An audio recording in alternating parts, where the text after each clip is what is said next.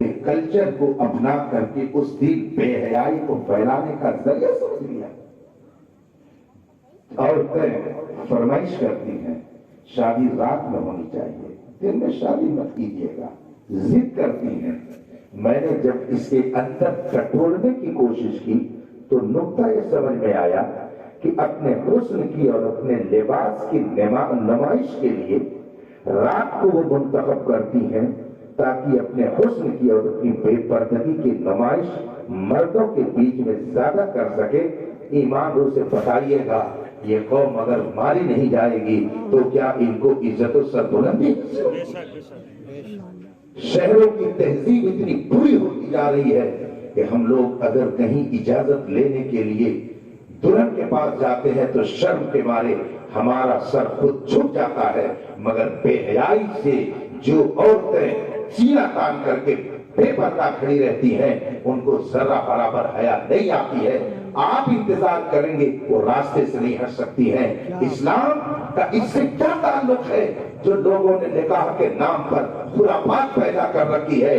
آج بھی ہو جو براہیم سا ایما پیدا آپ کر سکتی ہے اندازے گلشتہ پیدا. آج بھی اگر رسول پاک صلی اللہ علیہ وسلم کی سیرت مبارکہ پر ہمارا معاشرہ عمل کر لے, خدا کی قسم کہتا ہوں, خدا کی قسم کہتا ہوں, وہ وعدہ الہی ہے تمہیں کوئی دنیا میں ذلیل نہیں کر سکتا. قرآن کا اعلان ہے وَلِلَّهِ الْعِزَّةُ وَلِرَسُولِهِ وَلِلْمُؤْمِنِينَ. عزت خدا کے لیے, خدا کے رسول کے لیے اور صرف مصطفیٰ کے وفادار. کیا بات ہے, سبحان اللہ. میرے آقا صلی اللہ علیہ وسلم اس موقع پر اپنے خطبے کے ذریعہ نوجوانوں کو خدا کا ڈر سناتے تھے تاکہ ذہنوں میں یہ بات بیٹھے کہ جس خدا نے تجھے یہ موقع دیا ہے اس کی نافرمانی مت کرنا ورنہ وہ اس خوشی کو غم میں بدل سکتا ہے. تمہاری ساری رنگ رلیوں کو ختم کر کے تمہیں مصیبت میں مبتلا کر سکتا ہے. یہ تو اس کا کرم ہے کہ اس نے اعلان کر دیا ہے میں کان اللہ لیعذبہم وانت فیہم. اے میرے محبوب جب تک تو جلوہ کر رہے گا میں تیری امت کو عام عذاب میں مبتلا نہیں کروں گا. تو اگر ہم نافرمانیوں کے باوجود عزت پا رہے ہیں تو یہ ہمارا عمل نہیں ہے, یہ مصطفیٰ جان رحمت کا ہے, رسول پاک کا کرم ہے. اور ظاہر سی بات ہے کہ آدمی جس کی کھاتا ہے اس کی گاتا ہے. ہم یہ سمجھ رہے ہیں کہ نکاح کی یہ برکت مل رہی ہے, دیتا خدا ہے مگر دلایا مصطفیٰ نے ہے. ٹھنڈا ٹھنڈا میٹھا میٹھا پیتے ہم ہیں, پلاتے یہ ہیں, رب ہے موتی یہ ہے, قاسم رزق اس کا ہے کھلاتے یہ ہیں. کل جب بارات جائے گی تو باراتیوں کو شاندار اہتمام کے ساتھ ضیافت کرنے والے لوگ کھڑے ہوئے ملیں گے, ان کی عزت کریں گے, ان کا احترام کریں گے. پھر مجلس نکاح منعقد ہوگی, پھر اس کے بعد میں نعت خوانی ہوگی, قرآن کی آیت پڑھی جائے گی, حجاب و قبول کیا جائے گا. دو اجنبی گھر ایک ہوں گے. یہ ساری برکتیں کس نے دی؟ لا ورب العرش, جس کو جو ملا ان سے ملا, بڑھتی ہے کونین میں نعمت رسول اللہ.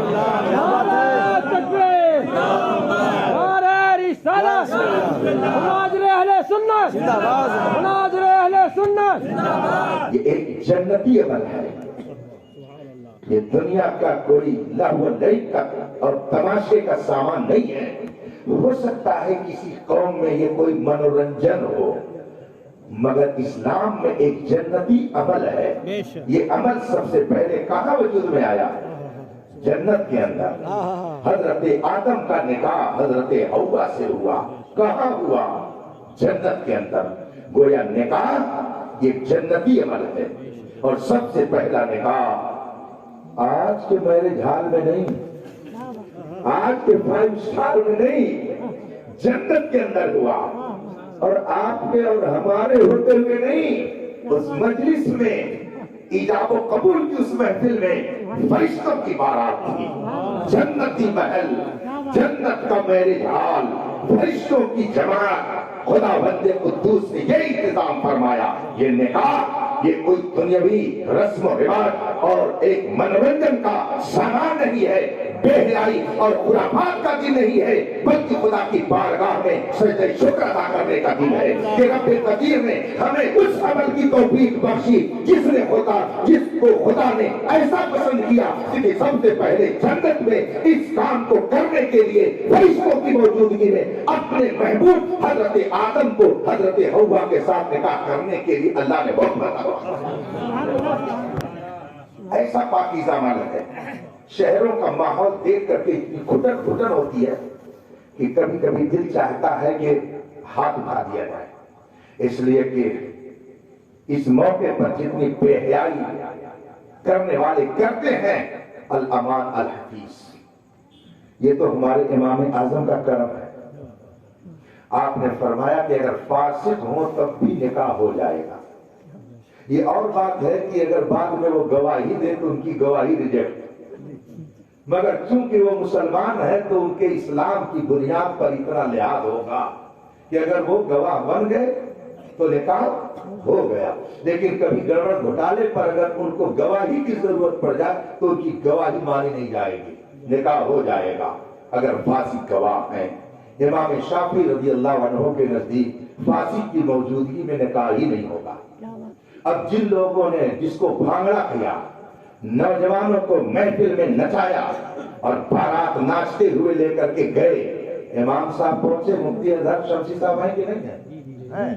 قاضی صاحب یہ گئے نکاح پڑھانے کے لیے، اور جب انہوں نے دیکھا کہ اچھا نوجوان ناچ رہے ہیں، دل نے کہا اچھا کون کون لوگ ہیں ذرا دیکھیں، تو دل نے کہا تھوڑا دیکھیں تو کون کون ہے، تو تھوڑی سی تمنا پیدا ہو گئی دیکھنے کی۔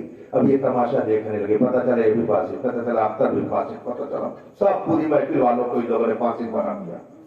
اب اس محفل میں نکاح ہو رہا ہے، امام شافعی فرماتے سب ریجیکٹڈ فاسق، جن کی کوئی گواہی نہیں مانے، نکاح ہی نہیں ہوگا۔ یہ تو امام اعظم کا کرم ہے، وہ فرماتے ہیں کہ اگر فساق موجود ہو تو نکاح ہو جائے گا، یہ امام اعظم کا کرم ہے، یہ ان کی قوت اجتہاد ہے، ان کی دور اندیشی ہے۔ انہوں نے علتوں پہ غور کر کے فرمایا، اور پھر سب کو عادل مجرم بنا دیتے ہیں، گنہگار بنا دیتے ہیں۔ شادیوں کے موقع پر لوگ رات بھر، اب تو ایک رسم اور چلی ہوئی ہے، مہندی کے بجائے ہلدی کی رسم چلی ہوئی، معاذ اللہ، استغفر اللہ، توبہ استغفر اللہ۔ ایک دوسرے کے گال پر، لڑکا لڑکی کے جسم پر رات میں وہ مہندی کے بجائے ہلدی لگاتے ہیں، پیلا پن، پیلا کپڑا، اور نہ جانے کیا کیا خرافات۔ اللہ ہماری حفاظت فرمائے۔ نکاح ایک جنتی عمل ہے۔ آپ نے کل بارات جانے کا اہتمام کیا، بارات جائے گی، اگر شاندار اہتمام ہو، بہترین مٹھائی لائی جائے، مگر اس مٹھائی میں تھوڑا تھوڑا گوبر ملا کر کے خوب شاندار پیکٹ میں پیک کر کے سب کے سامنے پیش کی جائے، دولہا میاں کے سامنے بھی، قاضی صاحب کے سامنے بھی، نکاح خواہ کے سامنے بھی، اور گواہوں کے سامنے بھی، اور باراتیوں کے سامنے بھی۔ ایک باراتی پر 11 سوار ہوتے ہیں، کیا سوار ہوتے ہیں میں نہیں بتاؤں گا، مگر لوگ کہتے ہیں کہ ایک باراتی پر 11 سوار ہوتے ہیں، ان کا ٹیمپریچر بالکل ہائی ہوتا ہے، ذرا سی تاخیر ہو گئی سروس، ارے یار کیسی سروس ہے، اس میں تو بوٹی نہیں ہے، اس میں تو روٹی نہیں، جلدی کرو، دباؤ بالکل ہائی رہتا ہے۔ اب فرض کیجئے کہ بہترین تشتری میں شاندار پیکٹ میں پیک کر کے ایک مٹھائی ڈبے کی رکھی گئی، اور جناب باراتی نے کھولا تو دیکھا بہت شاندار مٹھائی، مگر اسی میں تھوڑا سا گوبر ملا ہوا تھا۔ بتائیے خوشی سے کھا لیں گے اس کو کہ ٹمپریچر ہائی ہے تو اور ہائی ہو جائے گا؟ اگر بہت زیادہ جلال میں آ گئے تو خیریت نہیں ہے گھراتیوں کی، نہ جانے کیا کیا وہیں پر فوراً شروع کر دیں، تم نے ہماری بے عزتی کر دی، توہین کر دیا، اپنے دروازے پر بلا کر کے تم مٹھائی پیش کر اس میں نجاست لگا رہے۔ اے میرا باراتی سن، اگر شاندار قسم کی مٹھائی، بہترین قسم کی پیکٹ، عمدہ قسم کی تشتری میں سجا کر کے لائی ہوئی اس مٹھائی کو آپ نہیں قبول کرتے ہیں کہ اس میں تھوڑی سی نجاست لگ گئی ہے، تو جس کو رسول پاک نے اپنی سنت قرار دیا ہو، اگر اس سنت کو حرام کاموں کا مجموعہ بنا لیں گے، بھلا مصطفیٰ سے کیسے قبول کر سکتے ہیں؟ رسول پاک سے کیسے برداشت کر سکتے ہیں؟ رسول پاک کی رضا کیسے حاصل ہو سکتی ہے؟ اسی لیے لیے بادشاہ ہندوستان بہادر شاہ ظفر نے ایک موقع پر کہا تھا، ظفر آدمی اس کو نہ جانیو، وہ کیسا ہی صاحب فہم و ذکا۔ بہادر شاہ ظفر اللہ کا خوف رکھنے والے تھے۔ ہسٹری میں جو بھی بتایا جائے، اب تو بہت کچھ بتایا جا رہا ہے، لیکن یہ بادشاہ آج کل کے بہت سارے علماء سے اچھے تھے۔ ہم جیسے ہزاروں مولانا لوگوں سے درجے بلند تھے۔ وہ سلطان شمس الدین التمش ہی نے نماز جنازہ پڑھائی حضرت قطب الدین بختیار کافی کی۔ تو بہادر شاہ ظفر سنی صحیح عقیدہ، شاعر بھی تھے، بزرگوں کے وفادار تھے، فاتحہ چراغ بتی کے قائل تھے۔ انہوں نے بہت سارے اشعار لکھے ہیں، انہیں میں ایک شعر یہ بھی انہوں نے کہا، ظفر آدمی اس کو نہ جانیو، ہو کیسا ہی صاحب فہم و ذکا۔ کوئی کتنا ہی عقل مند کیوں نہ ہو، کوئی اتنا ہی ہوشیار کیوں نہ ہو، کتنا ہی پڑھا لکھا کیوں نہ ہو، کیسا ہی دانشور کیوں نہ ہو، ظفر آدمی اس کو نہ جانیو۔ اور اگر اس کے پاس علم ہے، عقل ہے، شعور ہے، دانش ہے، یہ ہے وہ ہے، یہ سب مت دیکھ، بلکہ دیکھ کہ وہ آدمی ہے کہ نہیں ہے، آدمی ہے کہ نہیں ہے۔